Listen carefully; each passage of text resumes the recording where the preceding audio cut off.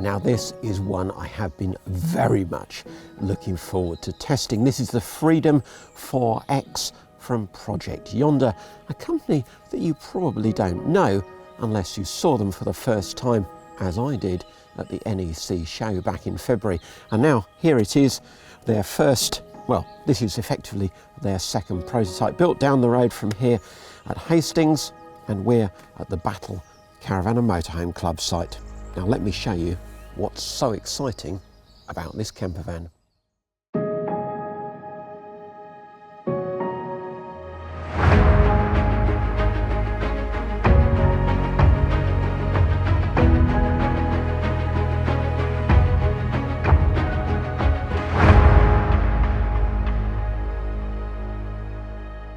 So this is it, the Project Yonder Freedom 4X, and you can see this is no ordinary camper van.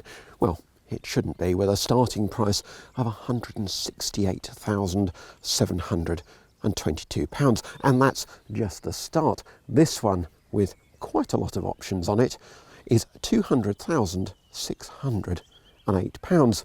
What do you get for that? Well, you get a Mercedes Sprinter 419. That's the, well, in this case, 4.4 tonne chassis. The 190 horsepower diesel engine, 9-speed automatic gearbox, and this is the L3H2, although Project Yonder have been dealing with some inquiries for a shorter version, which they are working on for the future. This one is 7 metres long.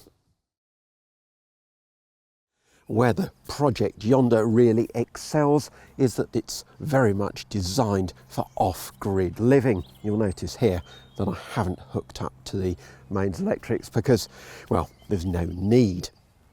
And this one, of course, is a four-wheel drive. They will be primarily building on the four-wheel drive version of the Sprinter, although if you didn't need the four-wheel drive option, they will build you a two-wheel drive version. Now, as I say, I didn't hook up last yesterday afternoon when I arrived, and at that point the battery condition was showing 95%. Using the microwave for cooking, the heating with the blown air fan, lighting and so on, and of course things like the electric sliding door. And I've obviously used more lighting than most people because I've had lights on for interior photography and so on. So in a day, and well, coming up for a day, it's now down to 78% on the battery condition. So you've got plenty of potential for off-grid living, and that's before this one has even had its solar panels fitted. Now, I perhaps wouldn't normally review a camper van so early in the life of the converter, but I was genuinely really impressed with Project Yonder when I saw them at the NEC, with the attention to detail and the quality of finish. It's also worth noting that their conversion comes with a 3-year warranty on the habitation side, that they're working towards becoming an associate van partner with Mercedes-Benz UK, and also, importantly, that the vehicle is type approved through the IVA individual vehicle approval system. Now, time to have a look at some of the specifics of this vehicle, and there are, as I said, a lot of options on it. That said, the Black Rhino alloys and the off-road BF Goodrich tyres are standard, and so is the Dutch Van Parts spare wheel carrier at the rear. However, there are nearly £8,000 worth of other accessories from Dutch Van Parts. The Camp 2 roof rack, the side ladder, the rear cargo ladder, the rear cargo box, rear cargo frame, and then there's more things like the MaxTrax sand recovery system. Well, that's quite an inexpensive one, £290. And then lights that you can see on the front here, these rigid floodlights on the front, they're £325, and the light bar Strands light bar at the top, that's £675. But if you're travelling off-road, these aren't for road use, well, should see you coming, shouldn't they?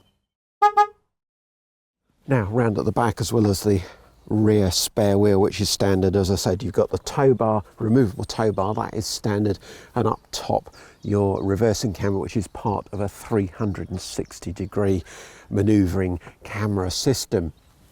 More floodlights, but they are an optional extra. And then this is the Dutch van parts storage box that I mentioned, and in here we have a guzzle filtration system, and they say you can plug that into any water source, so a lake or a river or some not seawater, and turn it into drinking water. So that really does give you off-grid living. Now, open the back doors, being careful not to brain myself with the bike rack.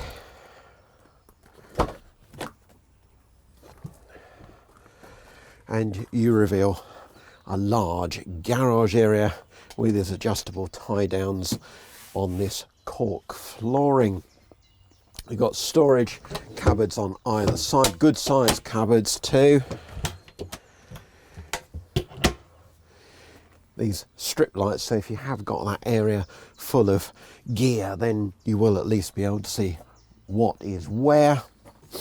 You've got 230-volt socket up here as well, and this space measures roughly 1.4 meters deep into the van, 85 centimeters high and 82 centimeters across. Then you've got your external hot and cold shower here, just pulls out, a really long hose on that, so plenty of versatility. You don't have to wash the back of the van while you're hosing down your boots. But the really important bit back here is hidden away in these side lockers. Now up top you've got your Victron energy system. It's 24-volt electrical system, and that includes a 5,000-watt inverter in there. Down below, beneath these removable panels, one on each side, you've got 200 amp hour 24-volt lithium battery. So at 12 volts you've got 800 amp hours of battery power. Well, that explains why I haven't eroded much of that in one night of camping. You will have 300 watts of solar panels on the roof, but those haven't been fitted yet because they're waiting for the customer to decide what else they want on the roof, so where the panels will fit. If you're wondering about the cork flooring, well, that is used through the living area as well, and I'm told it's the same quality as is used on the decking of yachts, so should be well up to campervan life. And if it really does get worn, you apparently can even give it a light sanding. Now, another thing to note, I said about Project Yonder's attention to detail, and their logo appears everywhere on the floor and even on the metal grills on those doors. Now you'll even see the Project Yonder logo repeated again on these side pods that give you the extra width for sleeping across the vehicle. Now, the company said they couldn't find any of these flares that they liked on the market, so they developed their own, and I think that is the approach right through this vehicle. At this point, it's probably a good time to mention payload, and although this is a 4.4 tonne base vehicle, it's still only got a payload of 400 kilos. But you have got rear air suspension from VB, so it shouldn't sag at the back if you put a lot of that weight in the garage. The air suspension is a 4,300 odd pound option, so it's another expensive bit of kit. What you don't have to pay extra for is this moss grey paint. In fact, they offer a full range of Mercedes-Benz colours. And then if you're wondering about this wrap, well, the contour lines on there are apparently of Hastings, where Project Yonder hail from. But the wrap is a £900 option, and you can have, well, you could have the contour lines of wherever you live, or whatever you like, or just keep it plain. You've got the flush habitation windows, of course, as you'd expect on a vehicle of this calibre. And then your water tanks, well, they are underslung, but not only are they heated with automatic heat blankets that will come on if the temperature drops sufficiently, but they're also protected by skid guards should you be going for some serious off-roading. Water capacities are 120 litres for fresh, but only 60 litres for waste. But as a £595 option, you can have electric dump valves on both tanks, and then they're operated from the touchscreen inside the van or from an app on your phone. Another option that you'll have spotted is the Truma roof air conditioning, and that's £2,475. And then one feature I really like is these automatic steps. Well, this is a high vehicle to get in and out of, so those are a boon. Unfortunately, they are another option. A quick look down the near side and, wow, it is a beast, isn't it? You will be the centre of attention on any campsite, and, well, I think everybody else wants one when they see it. Details, the two-lay awning, that is an electric awning with that LED strip light. That's £1,635 extra, but you can again control it from the touchscreen inside or from your app. The electric sliding door, however, is a standard feature. Again, you get these automatic steps, and they are so much better than the usual campervan steps. The combined steps are two sides, £1,775, but you will really want those. Well, you'll need those because, as I say, this is a tall vehicle to get in and out of. And two more final details to show you before we do the internal tour. This very substantial external table cum worktop, nice for a drink when you're outside. And then hidden in the step, your Project Yonder torch, of course branded as well.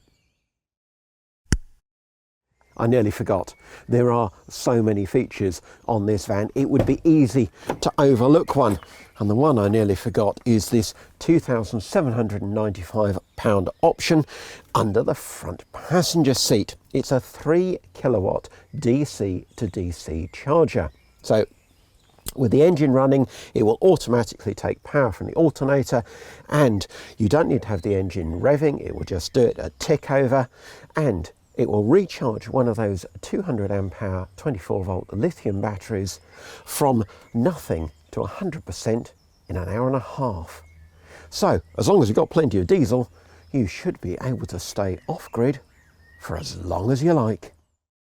So time to talk about the interior.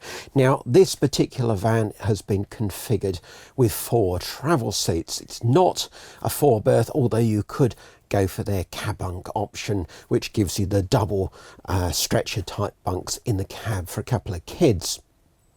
As standard, the Freedom 4X is a 2-person van, so just the 2 travel seats in the cab, and here you have a choice of a bench or an L-settee, which can be configured to your design, how you prefer it to look. And a lot of aspects of this van are quite bespoke. Yes, the general layout is pretty fixed, but you don't have to have this wood, for example. You could have all a plain coloured finish, or you could go for a different wood. The furniture is this lovely sort of soft grey green, but you could have myriad other colours if you prefer. Insulation throughout the vehicle is a 12mm foil backed recycled bottle material throughout the vehicle, and then the heating is a Truma Combi 6 diesel and mains electric system. So again, going for that off-grid use, because obviously the heating takes fuel from the vehicle fuel tank. Now this Moby frame seat is actually a £2,440 option, but it includes Isofix. For travel, you can also extend this seat outwards to give you more shoulder room. The seats also slide forward a little and recline slightly. So for rear passenger comfort, you're not going to do better.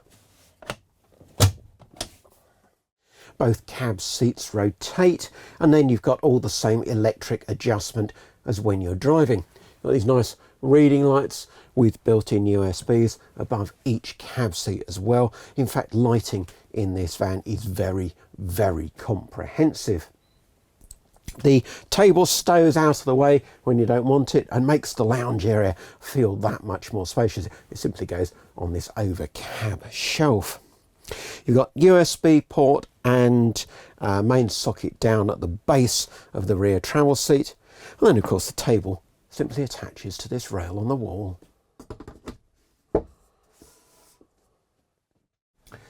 And then the table has the usual swing out extension leaf. So perfectly capable of catering for 2, 3 or 4 people. So that's the lounge, quite a continental feel to it. Other details, well, you've got these marine type blinds, which are a very nice high quality fitting, but it's a pity they don't go the other way, so you can open the blind a little in the morning, get a bit of daylight without everybody seeing in. In the cab you have got the usual Remis blinds, but they are a £995 option. No storage under the travel seat because that's where the boiler lives, but you have got 2 large top lockers up there, and they've got a nice deep lip so things don't tumble out when you stop.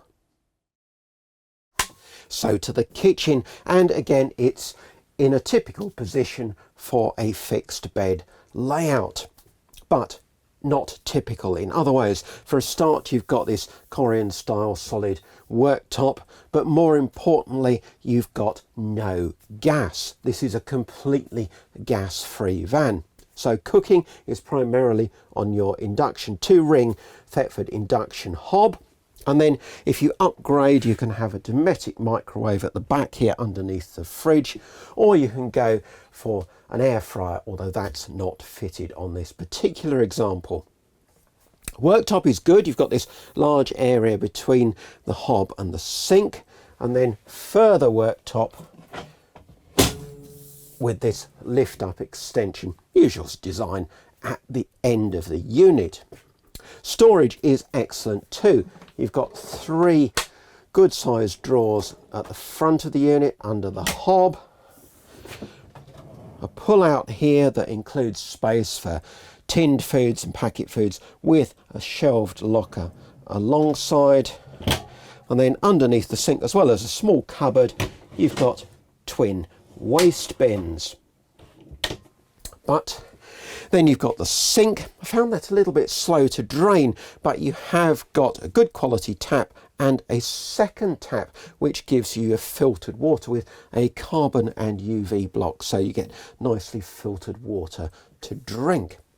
But the key thing to emphasize while I'm looking at this area of the van is this Garmin control panel.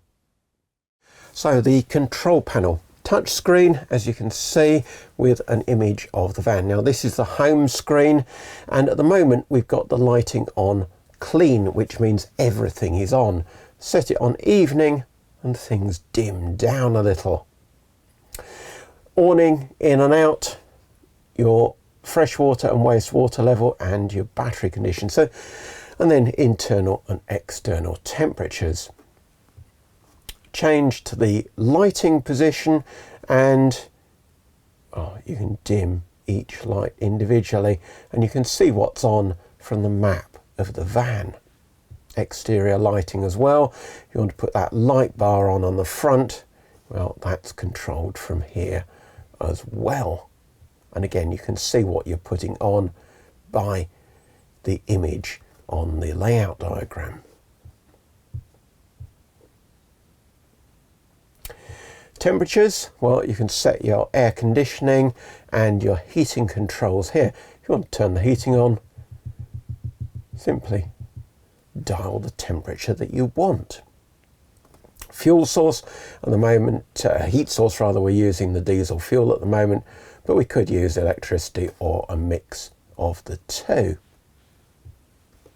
Water, fresh water level, hot water is off at the moment, but you can have it on eco or hot.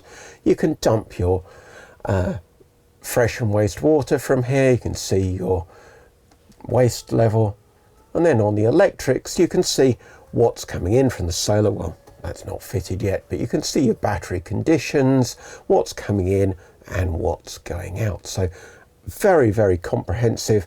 And of course you can also operate all of this from the app. And Project Yonder say they're the first in the UK to have this system. So that is one clever bit of kit. And I should mention, because of course mentioned air conditioning, with the air conditioning unit over the front lounge, of course there's no roof light over that area, so it's not as bright in terms of daylight as some vans, but you can't have everything. Moving back into this narrower area here between the washroom and the kitchen, you have your wardrobe. Now, not particularly deep wardrobe in this example, but the shelf could be fitted at any height you want, or not at all. Above that you've got the optional Nespresso coffee machine, and then here your 84 litre Thetford compressor fridge. Because it's at this height, waist height, it doesn't matter that it's fairly narrow at this level of the van. You can still see easily to get a cold beer or whatever you want. The microwave, as I say, is below that, and then underneath that you've got two further drawers, and in one of those we have the solid cover for the sink, so you could have even more worktop if you want it. And then finally at the back here you have internal access into your garage area. As you'd expect by now, the washroom, although it's conventionally positioned opposite the kitchen, isn't quite your conventional campervan washroom. For a start, you've got this Ogo composting toilet. Now, a few things to know about this. First of all, blokes will probably have to sit down because the unit separates liquids and solids. It takes up to 2.4 gallons of wee, and the solids 25 to 30 uses, they say. When you've used the loo, there's an agitator, mixes it with the coconut coil that will be already in there, and well, you can dispose of that depending on the local situation in a bag, and or it can be composted. Alongside you've got this solid mineral type worktop with the built-in wash basin. It's only a very small wash basin, but for brushing your teeth or something, I recommend sitting on the loo, and then you can lean over the basin, or to wash your face ideally as well. Space, well, it's okay for me, but you wouldn't want to be a big bloke in here. It's a little bit tight for shoulder space, but then the Mercedes Sprinter is quite a narrow van. Interestingly, when you have the loo door shut, because you've got this full height mirror, it does feel as if you've got your twin brother sitting next to you. Then a bit of storage above the loo here, but that cupboard could do with some fiddle rails or straps to keep things in place. By far and away, the best bit of this washroom is the shower. Now, it has a self-cleaning door that just slides away. No bifold doors in this one, and it is a good space. It's a really good space in here. I found this excellent for showering, and they've even thought about the shower hose. You don't carry that permanently attached. It has its own little carrier bag, and that's because they don't want it to rattle en route. As I say, an absolutely brilliant shower. The only one criticism is that there's just one outlet, and like the sink, it's a little bit slow to drain, and water tended to pool at the front of the shower tray because we are on a slight forward slope here. So to the bedroom, and first of all you need the ladder, which simply slides out from under the bed and then drops down into position. So access to the bed is quite narrow through this gap, but once you're up here you have a comfortable double bed, 1.95 meters long by 1.38 meters wide. That is 6'4.5" by 4'6". As you can see, you've got enough headroom to sit up. You have a roof vent above, a little sliding opening window at the foot with just a blind that attaches magnetically, and that is a single glazed window, unlike all the other windows in the van. Now, these insulated pods are what give you that bed length, but of course bed length is a bit less where you haven't got, say, your feet into the pod. But it's still a really good size bed and ever so comfortable. Memory foam mattress. I slept really well for a change in here. Magazine pockets or storage pockets on the back doors. Reading lights, 2 of them with USBs. More lighting in this sort of headboard area as well. And an outlet for the blown air heating, the Truma blown air heating, although oddly that comes out right by a pillow, which I'm not sure is the best place for it. More storage for clothes over the foot of the bed, again with a good lip on the bottom of the cupboard to keep things in place. But the most important thing of all is that you can sit up to read your copy of MMM.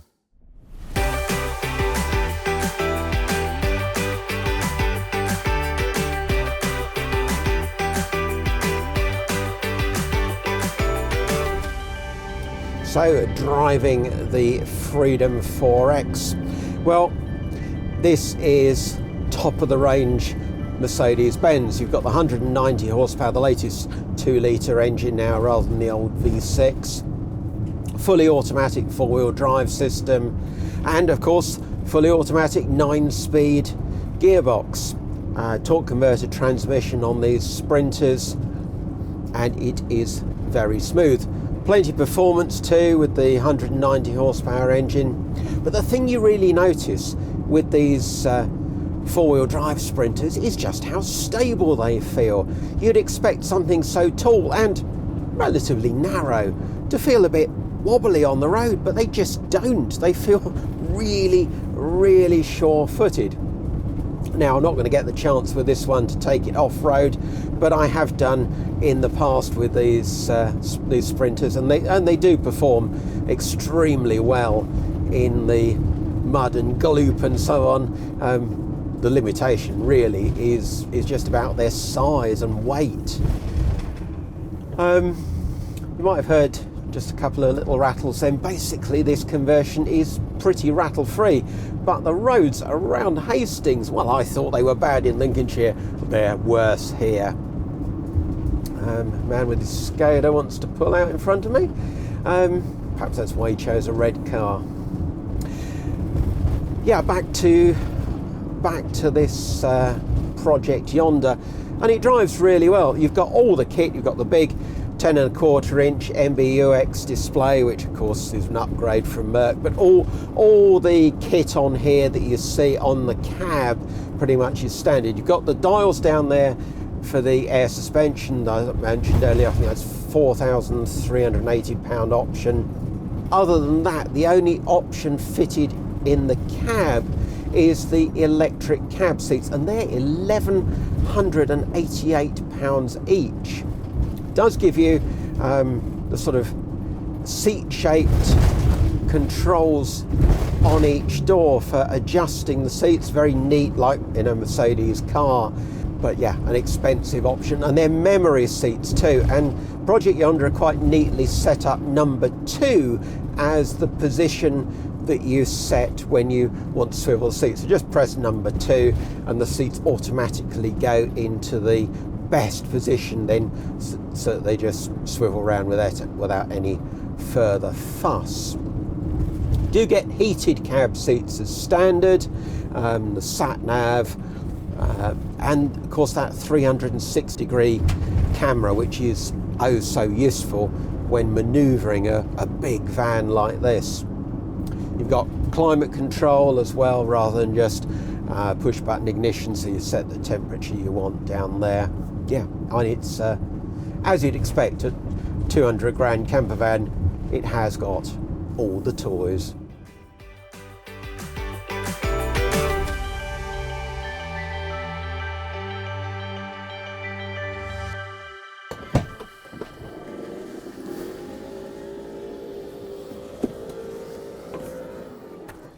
Clearly, the Freedom 4X is one very, very special camper van, as it should be, for 200 grand.